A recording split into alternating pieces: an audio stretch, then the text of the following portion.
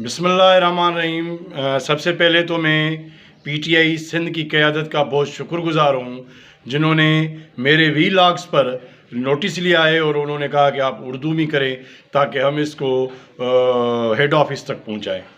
आज भी एक ख़बर आई है कि डिस्ट्रिक्ट नौशहरा फ़िरोज़ ठारू शाह के अंदर एहसास कफ़ालत सेंटर में डिवाइस होल्डर्स जो है वो औरतों की तज़लील करते हैं और 1000 से 2000 रुपये काटते भी हैं और उनकी बहुत सारी शिकायत हमारे पास मौजूद है।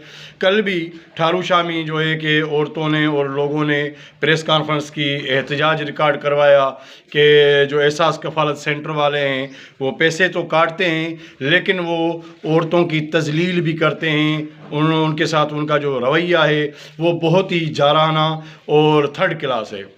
तो मैं एहसास कफ़ालत की जो है चेयरपर्सन सानिया निश्तर साहिबा, उनसे गुजारिश करता हूँ कि जो सिंध में जितने भी ये कनेक्ट कंपनी वाले या दूसरी फ्रेंचाइज जिनको आपने ये काम दिया हुआ है उनके ऊपर चेक एंड बैलेंस रखे ताकि औरतों की, बेवाओं की, मसाकीन औरतों की जो तज़लील हो रही है उसको रोका सके और ये जो इन्फोर्समेंट के इदारे हैं वो भी हरकत में आएंगे।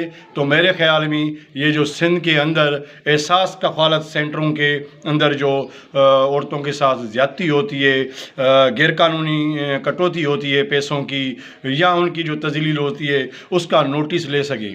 मैं गाहे बगाहे आपको अपडेट करता रहूँगा। बहुत शुक्रिया।